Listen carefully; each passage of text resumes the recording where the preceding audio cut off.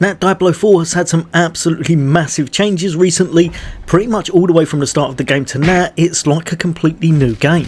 So I thought now would be a perfect time for me to bring out a guide helping people who want to farm some uniques that are the ideal ones for their class. I'm going to go over every boss in the game, where you can farm them, which ones I think are probably the ones you should be aiming for, and of course some of the new ones that are well worth investing in.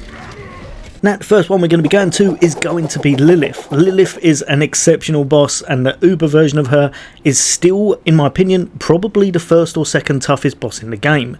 However, I'm not going to go too in depth with Lilith because I don't think you're really going to be targeting her too much, because she doesn't actually drop any uniques. If I remember correctly, she does drop a mount first time, so that's well worth doing, but other than that, just a cool fight, but not one you're going to be targeting for loot, unfortunately. Next up, and for this one, you're going to want to go to any of your occultists, and you're going to have to craft this right here, and that's going to be the Glacial Fissure Nightmare Dungeon. You can do this on its normal version if you wanted to, or if you've got the enhanced mats, then you can always do the upgraded Tormented version.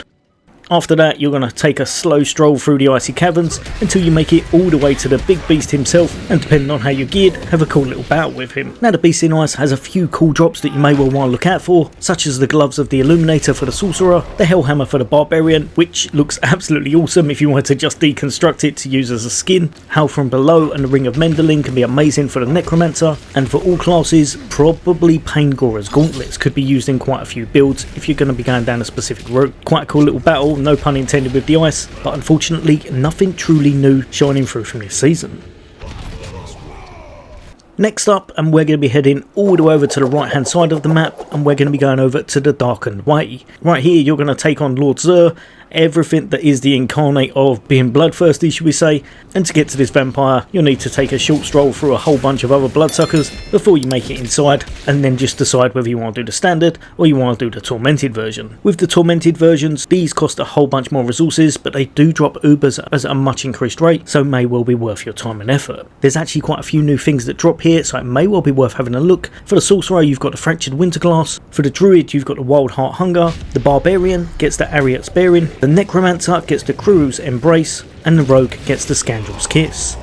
For all classes as well, you can get a brand new item called Yen's Blessing, which is quite an interesting pair of boots. Definitely a boss worth tackling. You may well be able to get one of those new items as well. Other than that, a few outstanding ones would be Lidler's Wall, and probably something like Romaladni's Magnus Opus for the barbarian. Now onto our next boss, and this time we're going to be heading all the way over to the left, and we're going to be going straight over to the Hall of the Penitent, where we're going to be taking on the boss Grigoire. Apologies if I'm butchering that pronunciation. Again, decide what you want to do. Do you want to tackle the normal version, or do you want to go for the enhanced or augmented one? And this boss has a few interesting pieces of gear, some of which again are brand new for this season, such as the Sorcerer's Flameweaver, the Druid's Earthbreaker, Barbarian can drop the Twin Strikes, Necro gets Ebon Piercer, and for the rogue you get Saboteur's Signet. Depending on your build, I always find this one to be quite an interesting boss battle, and hopefully there'll be some loot here worthy of your time.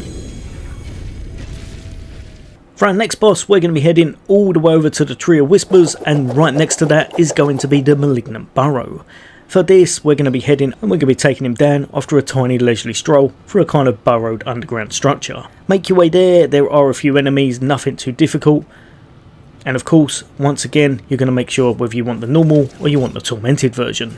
The tormented version does always cost quite a lot of resources, but from what I'm hearing, it definitely seems to be worth it if you're after some nice gear, but more so hopefully getting yourself some Ubers. Now Varshan does actually drop some nice pieces of gear, however he doesn't have anything new for this season, but does have a staple of ones you may want for quite a few builds, such as Talrash's Iridescent Loop, Vasili's Prayer or Great Star for the Crone, Ring of Red Furor for the Barbarian, and things like Deathspeaker's Pendant can also be quite nice. Making our way over to the biggest bads in the game, and bottom left of the map you're going to be going all the way over to the Gaping Crevice, where we're going to be taking on Duriel.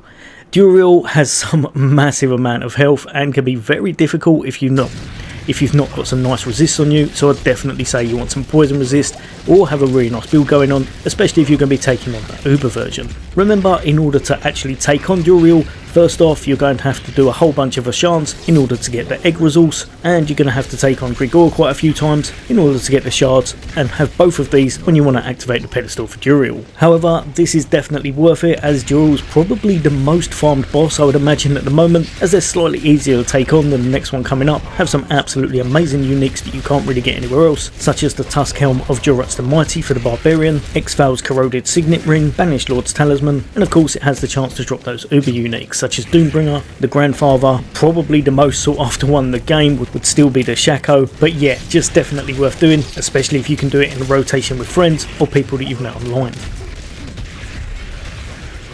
Last but definitely not least, and we're going to be heading over to Andariel, just an absolutely epic new fight in the game, one of the best boss battles I've played in quite some time. Great mechanics and very difficult. Honestly, you're going to want to make sure you're very geared up if you're doing this, especially the Uber version. This again drops quite an abundance of nice uniques for your classes, but if you're doing this, I would say probably more so than anything, you're going to be after those Uber uniques. Andariel and Duriel are pretty much the go-to for that, so if you're going to be farming, try and get as many goes as you can on these in order to get yourself some really tasty gear, and hopefully you'll have a lot of luck about yourself. Honestly, the first time I came here, I was a little bit under-geared and took an absolute pummeling, and it's definitely one of the most, if not the most well thought out boss fight in the game. But yeah, hopefully that's helped a few of you guys and girls out. I'll put the descriptions of everything that drops and all the resources and such that you'll need, and hopefully this will help you to farm some really nice items for your build and get you powerful enough to tackle some of the toughest content, such as the pits at the moment. But yeah, there'll be a lot more content in the way from me. As always, for All Things Gaming, take care. I'll see you on the next day.